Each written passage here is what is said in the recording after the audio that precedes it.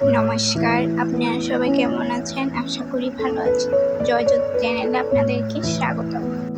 এখন আমরা YouTube, TikTok, ফেসবুকে ঢুকলেই দেখি সবাই রোদের তাপে ডিম ভাজে। তো এখন আমিও চেষ্টা করে দেখলাম আসলে এটা সত্যি নাকি মিথ্যে। চলুন আপনাদের সাথে নিয়ে চেষ্টা করে দেখি। প্রথমে 1 ঘন্টা তাওয়াটাকে রোদের তাপে রেখে দিয়েছি।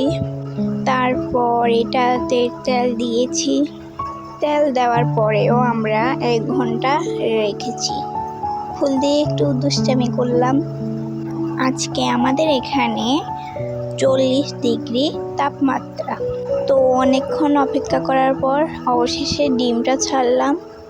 কি অবাক কাণ্ড! দেখছি ডিমটা সত্যি হচ্ছে। এখন আর গ্যাসের দরকার নেই।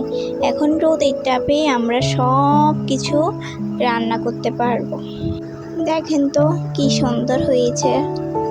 শুধু আমরা গ্যাসে তাড়াতাড়ি রান্না করে ফেলি, কিন্তু এখানে ডিম ভাজতে অনেকক্ষণ টাইম লাগে। তো ডিমের ভিতরে লবণ দেব, দিয়ে এখন আমরা ডিমটাকে একটু নেড়ে দেখবো যে আসলেও কি এটা হচ্ছে নাকি।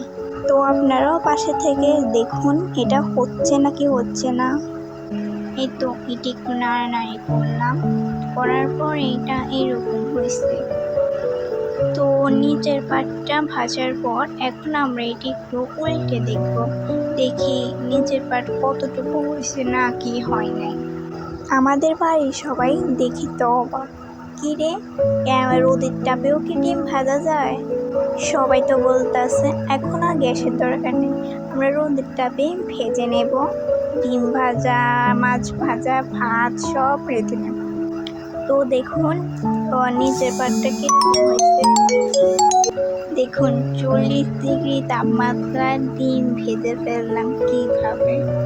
আচ্ছা, আপনারা কি সত্যি মনে করছেন যে আমরা রোদের তাপে ডিম ভাজছি? আসলে তো না, আমরা গ্যাসের চুলায় ডিম ভেজে এনেছি।